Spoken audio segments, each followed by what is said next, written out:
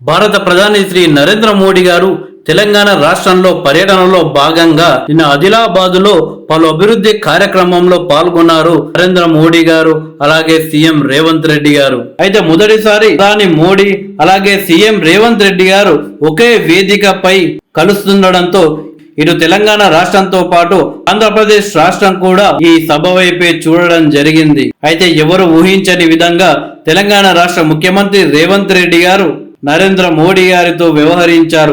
ప్రధాని అంటే రాష్ట్రాలకు పెద్దన్న, తెలంగాణ అభివృద్ధికి సహకరించండి, కేంద్ర రాష్ట్ర ప్రభుత్వాల మధ్య ఘర్షణ వైఖరి ఉండొద్దు, పార్టీలు ఏవైనా సరే కానీ అది కేవలం పార్టీల గొడవలు ఎన్నికలప్పుడే ఉండాలి, కానీ ఎన్నికలు అయిపోయిన తర్వాత రాష్ట్రం దేశ అభివృద్ధి గురించి ఆలోచించాలి అని రేవంత్ రెడ్డి గారు వ్యాఖ్యానించడం, నరేంద్ర మోడీ గారు కూడా రేవంత్ రెడ్డి మాట్లాడుతున్నంత సేపు ఆశ్చర్యంగా రేవంత్ రెడ్డి స్పీచ్ విన్నారు నరేంద్ర మోడీ గారు.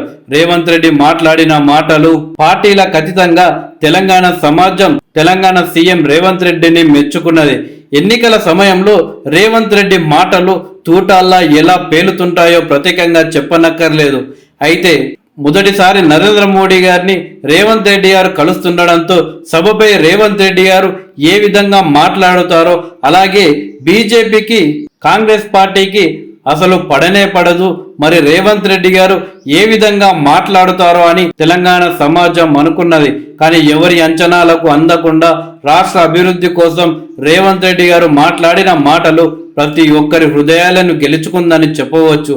అయితే తెలంగాణ పర్యటనలో భాగంగా నరేంద్ర మోడీ గారు బీఆర్ఎస్ పార్టీపై పలు విమర్శలను చేశారు. బీఆర్ఎస్ పార్టీ అవినీతి అక్రమాలకు పాల్పడ్డది అంటూ బీఆర్ఎస్ నేతలు వాళ్ళ హయాంలో కాళేశ్వరంలో అవినీతికి పాల్పడ్డారు అంటూ ప్రధాని నరేంద్ర మోడీ ఆరోపించడం జరిగింది. ఇక్కడ బిగ్ ట్విస్ట్ ఏంటంటే నరేంద్ర మోడీ గారు ఎక్కడ వెళ్ళినా సరే కానీ ఆ రాష్ట్రాల్లో కాంగ్రెస్ పార్టీ రాష్ట్రాలలో కాంగ్రెస్ పార్టీని, అలాగే అక్కడ ఎవరైతే కాంగ్రెస్ అభ్యర్థి సీఎం గా ఉంటారో వాళ్ళపై తీవ్ర విమర్శలు చేసేవారు. దేశంలో ఎక్కడ కూడా ఏ రాష్ట్రంలో కూడా కాంగ్రెస్ పార్టీ ఉండొద్దు అనేది మోడీ లక్ష్యం.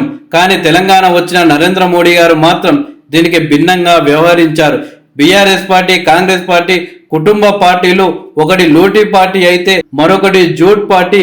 టీఆర్ఎస్ బీఆర్ఎస్ గా మార్పు చెందినప్పటికీ రాష్ట్రంలో ఎలాంటి మార్పు తేలేకపోయింది అంటూ బీఆర్ఎస్ పై విమర్శలు చేశారు.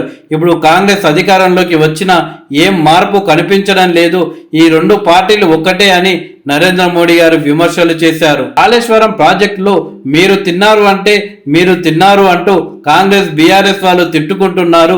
కాళేశ్వరం అవినీతిపై విచారణ జరిపిస్తామన్న కాంగ్రెస్ ఇప్పటి వరకు ఎందుకు ముందడుగు వేయలేదు అని ఆయన ప్రశ్నించారు. ఎక్కడ చూసినా ప్రజలు ఆప్కీ బార్ 400 పార్ అంటూ నినాదిస్తున్నారని, వచ్చే ఎన్నికల్లో ప్రజలు బీజేపీకి ఓటు వేసి 400 సీట్లు ఇస్తామని చెప్తున్నారని మోదీ తెలుగులో అన్నారు.